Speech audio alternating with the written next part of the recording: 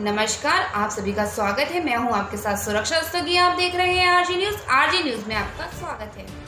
उत्तर प्रदेश के जिला बरेली में पुलिस के शोषण से सुभाषनगर के व्यापारी हुए परेशान। आपको बताते चलें कि सुभाषनगर के परेशान व्यापारियों ने कलेक्ट्रेट पर ज्ञापन देकर सुभाषनगर में आर्थिक तंगी से परेशान व्यापारीगण मानसिक रूप से बहुत प्रताड़ित किया जा रहा है।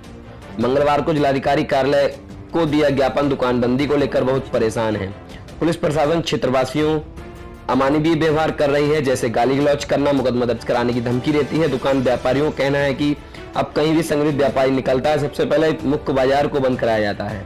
व्यापारी और गाइडलाइन का पूर्ण रूप से पालन कर रहे हैं। वहां के व्यापारियों को मानसिक रूप से परेशान किया जा रहा है। किसी देश की आर्थिक स्थिति व्यापारी से ही है। आज दुकान खोलने के संबंध में व्यापारी सुधांशु शर्मा, अनूप गुप्ता, गगनदीप, लालता प्रसाद लोगों ने जिलाधिकारी कार्यालय में ज्ञापन दिया।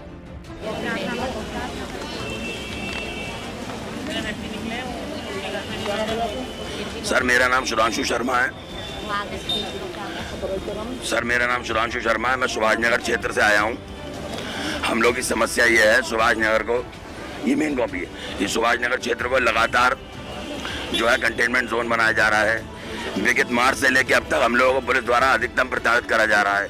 अगर हम में से कोई व्यापारी अपनी दुकान की साफ सफाई करने हेतु भी दुकान खोलता है तो उसके फोटो खींच के उस पर मुकदमा दर्ज करने की कार्रवाई करने का धमकी दी जाती ताकि हम लोग दुकान न खोलें। शहर के विभिन्न क्षेत्रों में संक्रमित निकल रहे हैं, लेकिन इस तरीके का हिटलर वाला शासन कहीं लागू नहीं हुआ जैसा थाना सुभाषनगर पुलिस ने हम लोगों के साथ कर रखा है। लगातार हम लोगों को प्रताड़ित करना, चौराहे पे आके हम लोगों से बदतमीजी करना। कुछ दुकानों को खोलने की अनुमति है, उन्हें भी नहीं खोलने दे रहे हैं। कह रहे हैं कि साहब आएंगे चेकिंग पे, मैडम आएंगी चेकिंग पे, दुकान के शटर गिरा दो। अब आप बताइए, हम ऐसी विकट परिस्थिति में, जब स्थिति हमारी इतनी विषम हो गई है, हमारे परिवारों में खाने के लाले हो गए, हम लोग अपनी दुकान खोलें, दुकान का किराया दें, बत्ती का बिल दें, अपने काम करने वाले जो हमारे कर्मचारी हैं उनकी वेतन दें। अगर हम सारा पैसा ऐसे ही देते रहेंगे तो हमारे हाथ में भी कठोर आ जाएगा। प्रशासन की हमारी तरफ कोई उत्तरदायित्व नहीं है। हम वही व्यापारी हैं जो लगातार टैक्स भर के प्रशासन की झोली खजाने की तरह भर देते हैं, और उसी पैसे को सरकार हमारे हित में ना यूज करके हमारे खिलाफ हमें प्रताड़ित करने के लिए पुलिस के माध्यम से यूज कर रही है।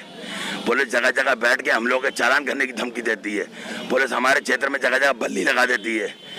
अरे ये बताइए, जहाँ पे आपका कोरोना संक्रमित निकला है, आप केवल उसी जगह को हॉटस्पॉट बनाएंगे कि आप पूरे सुभाषनगर थाने क्षेत्र को हॉटस्पॉट बना देंगे? मैं इस बात के बिल्कुल पक्ष में हूँ कि सब लोगों को सतर्कता बरतनी चाहिए, लेकिन उस सतर्कता के नाम पे पब्लिक का शोषण हो, मैं इस बात के बिल्कुल खिलाफ हूँ। मैं आप लोगों के माध्यम से सबको बताना चाहता हूँ, प्रशासन को, कि हमें भी ध्यान से देखिए, हम भी इंसान हैं। हम आप ही के बीच के उन्हीं लोगों में से एक हैं जो आप ही की सपोर्ट के लिए आगे बढ़ते हैं। हम ही वो लोग हैं जिसने सरकार का निर्माण करा है। हम ही वो लोग हैं जो अपने क्षेत्र का विकास चाहते हैं। हम अपने क्षेत्र में दिन पर दिन बढ़ती समस्या और पुलिस के शोषण से त्रस्त आ चुके हैं।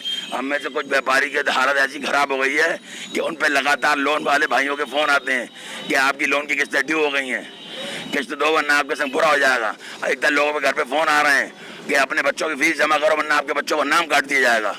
हमारे संग दिन पर दिन हमें मानसिक रूप से ग्रस्त करा जा रहा है। हम लोग डिप्रेशन में आ चुके हैं।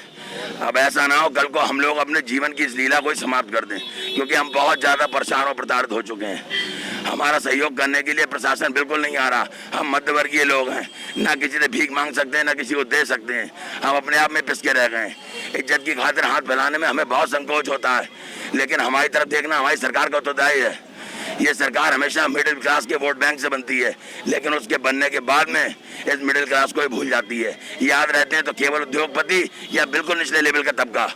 हमें राशन फ्री नहीं मिल सकता, हमारे लिए कोई सुविधा नहीं है, हमें कोई पैकेट नहीं मिल सकता, हमारे बीवी बच्चों को पालने के लिए या उनकी चिकित्सा के लिए कोई इंतजाम नहीं है, हमारे लिए किसी भी प्रकार का कोई चिकित्सा कार्ड उपलब्ध नहीं कराया गया है। फीस के बारे में भी कह दो, बच्चों की फीस मांगी। हमारे बच्चों की लगातार फीस के लिए स्कूल वाले हम पे दबाव बना रहे हैं। हम व्यापारी वर्ग हैं, मार्च से हमारी दुकानें बंद पड़ी हैं, हमारी दुकानों का सामान चूहे खा रहा है, सड़ लिया है, हम कहाँ से फीस जमा करें?